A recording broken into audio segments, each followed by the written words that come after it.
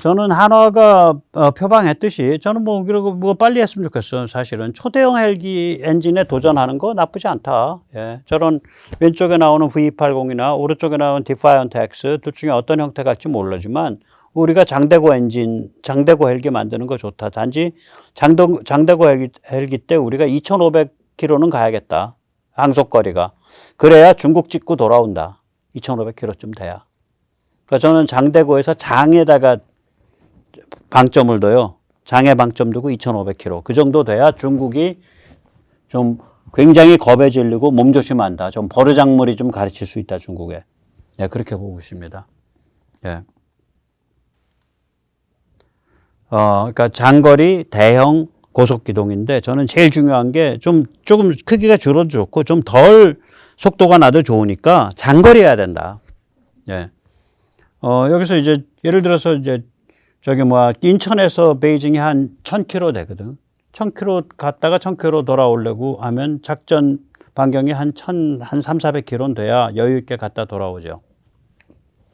중국은 한국의 강습 군사력에 대해서 굉장히 경기를 일으킵니다. 예. 예를 들어서 최근에 이제 신화 군사망에서 보면 이런 얘기예요. 이 제목의 뜻이 미국보다 더 살벌하지 않은가? 한국의 3대 군사 동향을 밝힌다. 러시아도 한국을 조심해야 한다고 경고했었다. 그런 얘기예요. 얘들이 말하는 3대 군사 동향이 뭐냐면 하나가 제일 처음에 꼽는 게 상륙 강습 군사력의 확대예요. 우리 해병대 같은 거. 상륙만 얘기했는데 여기 이제 헬기가 제대로 장대고가 붙으면 강습도 들어가잖아요. 헬기 강습도. 그 다음에 두 번째 꼽는 게 SLBM 등 독침 무기예요. 세 번째 꼽는 게 한미동맹 강화 및 한미일 삼각체제예요. 그러니까 우리가 생각하는 것 이상으로 중국이 우리의 상륙 강습 군사력에 대해서 굉장히 껄끄럽게 생각해요. 사실 상륙 강습 군사력이라는 건 그냥 재래식 전통 병력인데 중국한테 대해서는 우리가 저렇게 지리적으로 가깝기 때문에 중국한테 대해서는 이러한 재래식 전술적 군사력이 전략적 억제력을 가져요. 이거 우리 꼭 기억을 해야 됩니다. 오늘 키워드가 사실 두 개예요. 하나는 전술적 군사력이 전략적 억제력을 가진다. 한중 관계에서 한국이 잘만 선택하면. 두 번째는 아까 제가 잠깐 말씀드렸듯이 미국의 글로벌 군사 지정학에 있어서 전략적 위계 관리, 그러니까 전략적 위계 질서 관리. 그러니까 이 나라는 F-35 팔아, 이 나라는 안 돼. 그리고 예를 들어서 이번에 새로 만들어진 NGAD 그건 미국만 써. 또 F-22 그건 동맹이고 뭐고 간에 아무도 안 팔아. 그건 미국만 써. B-2 전략복격기 미국만 써. B-21 전략복격기 미국만 써. 이런 어떤 군사 지정학에 관한 전략적 위계 관리를 한다고요, 미국이. 그 위계 관리 체제를 우리가 깨면 안 돼요. 그러면 우리 손해봐요. 헬기는 그 위계 관리 체제 바깥에 있어요. 예외는 V280만 아마 위계 관리 체제 안에 있을 거예요. 그건 파괴력이 너무 강해. 그러니까 V280 같은 헬기는 우리가 장대고로 천천히 가고 그 다음에 일반 헬기는 우리가 마음대로 디자인해서 마음대로 팔아보자 이거야. 저는 그 얘기예요, 오늘. 우리가 그 힘 갖고 있다. 예. 요즘 국방 브레인도 신났습니다. 예, 서울대 군민공동연구소 이거 7월 20일경에 만들어졌어요. 예, 군민공동연구소로 수직 이착륙이 특화연구센터가 개소됐습니다. 1년에 한 100억 정도 크지 않은 돈 쓰는데 그러나 이 돈이 전부 거의 대부분 그러니까 이론적인 거 리서치 쪽에 많이 들어가는 것 같더라고요. 그러니까 큰 돈이에요. 결국 동체 형상이 어때야 되냐? 전부 시뮬레이션 게임이죠. 핵심 기능은 어떻게 둘래? 이런 차세대 수직 이착륙기의 컨셉 개발 프로젝트거든요. 그러면 이런 차세대 수직 이착륙기의 주적은 누구야? 어떤 전술을 쓸 거야? 그리고 이거 몸집이 커졌는데 어떻게 해야 레이더에 덜 걸리게 하지? 몸집이 커지고 엔진이 커졌는데 소음도 그만큼 커지면 이거 골 아프잖아. 소음 어떻게 하면 줄일 수 있어? 이런 문제들이에요, 이게. 예. 요새 신난 거죠. 문재인 때는 생각도 못할 일이죠. 예. 이제 헬기가 전술무기지만 전략적 중요성을 가진다고 생각을 하니까 저렇게 기본적인 기본적인 컨셉 도출에만 1년에 한 100억씩 쓰겠다. 이렇게 해서 이제 그 서울대랑 이렇게 해서 이제 그 연구센터를 만든 거예요. 군 쪽에서. 예. 잘하는 일입니다. 저거 기본 컨셉이 정확해야 돈이 덜 들어요. 그렇게 정확하게 가요. 저는 아주 찬성합니다. 네. 자, 이제 보면 중국은 스스로의 정신병 때문에 망하고 있어요. 이게 뭐냐면, 이게 이제 과대망상인데, 정신병 이름이. 몽상 내지 망상이에요. 망상인데, 중국은 정복을 세 차원에서 하겠다는 겁니다. 아시아를 먼저 정복하고 싶어 해요. 대만, 한반도, 남중국해, 태평양 서쪽 절반. 중국 사람들이 그래요. 중국 군인들이. 미국은 너희 하와이까지만 관리하고, 하와이 서쪽은 다 우리가 관리할게. 얘들 지금 그런 상태였었어요. 그러니까 이제 군사력을 한없는 원거리 투사력을 하려고 그러죠. 항모, 되도 않는 구축함 막 찍어내고, J20 같은 이상한 비행기 막 찍어내고, 원거리 하겠다고. 근데 그게 어떤 속도와 거리와 이런 걸 다 커버하려면 무기가 급속하게 고급화되잖아요. 기하급수적으로. 중국 실력으로 안 되는데, 안 되는 걸 양으로 때우겠다고 하니까 이제 국력이 찔찔찔찔 낭비되는 거죠. 두 번째는 지구 정복하겠다는 거 아닙니까? 그러니까 인도양, 걸프만, 홍해, 수에즈. 이것도 역시 원거리 투사. 롱 레인지 프로젝션이죠. 안 되는 거지. 그 다음 우주 정복하겠다는 거예요.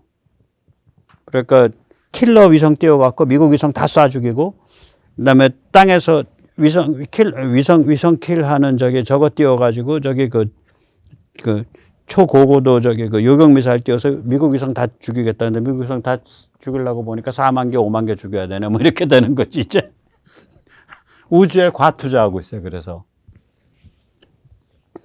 자, 근데 우리는 포커스가 명확하죠. 중국이 우리 함부로 못 넘겨다보게 하고 중국이 북한 시켜서 우리 함부로 도발 못하게 하고 우리한테 그 다음에 북한의 급변사태 일어났을 때 중국의 간섭을 떨쳐버리고 미국과 손을 잡고 북한을 자유화시키는 방향으로 국제사회가 그 방향으로 우리가 한번 갈 수 있지 않을까 그렇게 생각하는 거 아니겠어요 우리는? 예. 그러니까 우리는 그 군사력의 목적이 명확해요. 포커스가 명확하니까 뭘 투자해야 되지 뭘 해야 되지 이게 다 나오는 거야. 그 포커스에 맞춰서 보면 장대고 헬기 지금 당장 안 아니더라도 계속 그거 추진하는 게 좋아. 미국은 아마 너무 민감해서 우리한테 장대고 헬기 안 팔 거야. 이런 얘기가 나오는 거예요. 그래서 똑같은 컨셉에서 제가 그렇게 항공모함을 반대하는 거예요. 포커스가 없는 거야. 우리가 생각해야 되는 그 군사력의 전략적 포커스에 맞질 않는 거예요. 그 무기가. 우리는 비핵 전술 무기로 전략적 억제력을 극대화한다. 한반도 인근의 바다에서. 그게 우리의 전략적 포커스예요. 자, 이제 좀 더 이제 살살 이제 좀 더 이제 살펴보죠. 여기서 좀 한번 우리가 꿈을 좀 이렇게 꿔보는 거지. 야, 이렇게 된 거 우리 전 세계 헬기 시장 휩쓸면 안 되겠냐?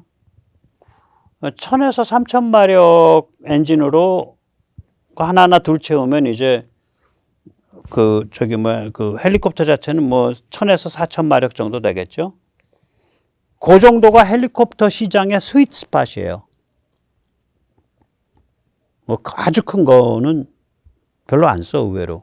미 육군이 차세대의 그 공격 정찰 헬기 파라도 하고 있거든요. 아까는 이제 플라였고 FLRAA였고 V280 그 프로젝터 말고 몸집이 좀 작은 거 블랙호크를 대체할 거를 하고 있는데 걔가 아마 6000마력 할 것 같아요. 3000마력짜리 2개 채워서 그게 T901 엔진이에요.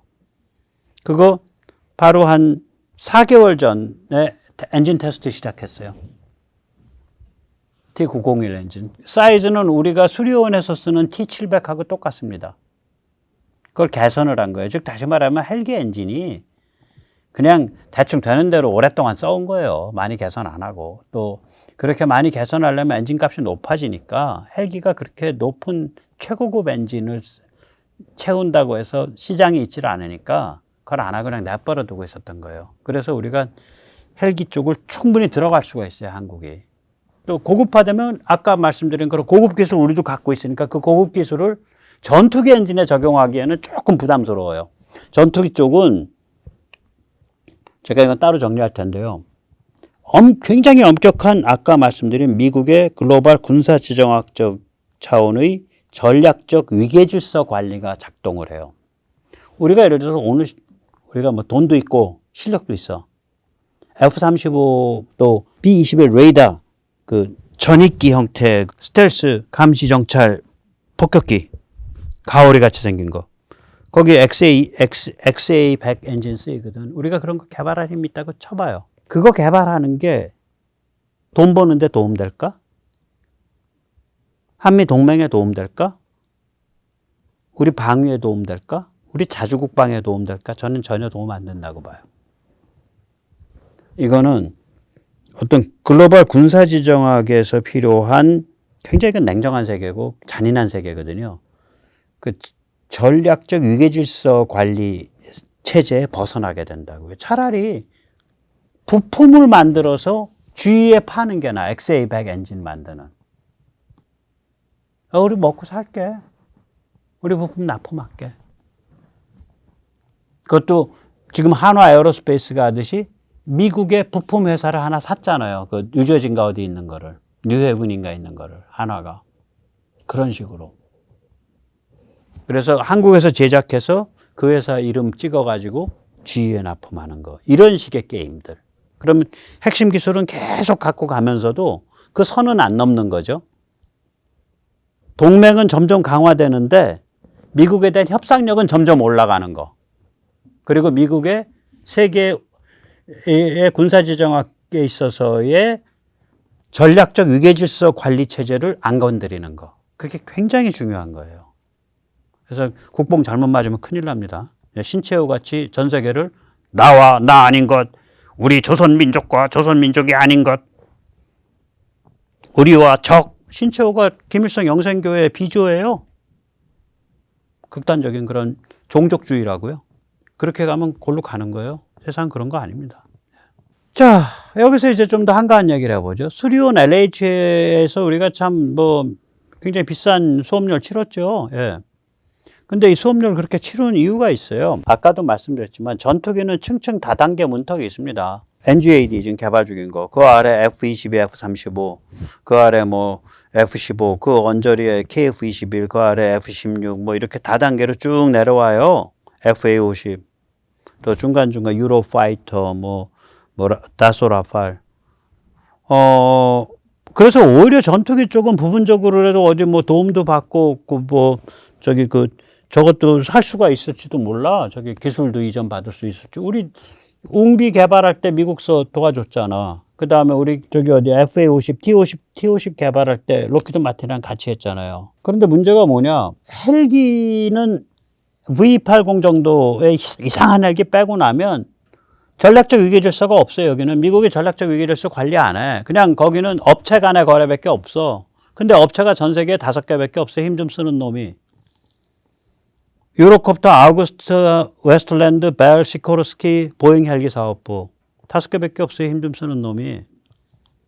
그러니까 자기들끼리 얘들은 헬기를 한 7, 80년 전부터 만들어 오던 뿌리가 있는 거예요. 자기들끼리 딱 닫아 걸고 7, 80년은 좀 더 됐을래나? 아무튼 굉장히, 덜 됐을래나? 굉장히 오래돼요, 뿌리가. 문 닫아 걸고서 못 들어오게. 우리랑 좀 기술 도입 좀 합시다. 우리가 돈 좀 낼게요. 에이, 상관없어. 아저씨 가. 미쳤날라 그래. 이상한 사람일세. 다 그런 거예요. 유로콥터만 그래. 해봐. 그래서 우리가 유로콥터 앞에 다 합작 엎드린 거예요. 그래, 당연히 바가지 쓰죠. 비싼 수업료 내죠. 헬기가 이게 입문하고 나면 어떤 기술을 딱 정복을 하고 나면 별게 없어요. 그놈이 그놈이야. 그러니까 기존 헬기의 강자들은 입문을 안 시켜주지 오히려 전투기는 입문을 시켜줘. 그건 쫙 스펙트럼이 층층 시야로 쫙 있으니까 너 거기 좀 들어와서 놀아도 내가 NGAD 만들어서 전 세계에 공중 공중 영역을 내가 딱 교통 정리하는 거에 별로 그렇게 걸리적거리지 않아. 너도 해보고, 너희도 해보고, 테자스도 해보고, 너희 터키도 해보고, 한국도 해봐. 이러면서 이렇게 이럴 수가 있는데, 헬기는 그런 게 없는 거야. 아예. 입문 자체를 못하게 문을 닫아 걸어버려요. 나중에 두고 보십시오. 유로콥터가 돈 몇 푼 벌겠다고 한국의 헬기 노하우를 전달해주기 시작한 게 전 세계 헬기 사업자들의 최악의 실수였다는 소리 나올 수 있어요. 우리가 지금부터라도 잘하면. 강구영 씨가 정신 좀 차려야지, 근데. 그래서 이 입문식이 호돼요. 이게 5개 영역이 있는데요. 엔진은 이제야 이제 입문된 거예요. 야, 엔진 그냥 아무거나 사서 끼우면 되지 않아? 헬기가 아까 말씀드렸잖아요. 엔진이 비행 자동 제어랑 직결돼 있다니까요. 그러니까 기술 제공하는 데가 이 엔진 쓰세요 하면 대충 그거 써야지. 그 엔진 좀 여러 가지로 뭐 효율도 안 좋고 뭐 확장성도 없고 좀 다른 걸로 바꿔 끼워볼게요. 그래서 바꿔 끼웠다가 망한 데가 수리온 아니에요. 유로콥터가 쓰는 엔진을 안 쓰고 GE 엔진을 갖다 썼다고. 엔진 자체로 보면 GE T700이 훨씬 좋지. 그거 갖다 썼다고요. 근데 이 원래 있었던 유로콥터 원래 그 쿠관과 뭔가 개의 저거랑 안 맞는 거지. 동력 전달 장치 기어박스랑. 그래갖고 엔진의 출력을 다 못 내요. 한 85%밖에 못 내요. 그 기어박스 지금 그 문제 있다는 게 알려진 게 몇 년 지났는데 문제인데 아무것도 안 한 거지. 이제 우리 기어박스 만들 수 있어요. 지금 아마 좀 시작했을 거예요. 이게 탱크 파워팩 만든 기술이잖아요. 탱크 파워팩에 그게 변속기가 들어있잖아요. 기어박스가 변속기인데. 탱크 파워팩에 변속기에 걸리는 충격과 하중이 헬기 기어박스에 걸리는 충격과 하중보다 100번 더 높죠. 이걸 만들었는데 이걸 왜 못 만들어? 당연히 만들죠.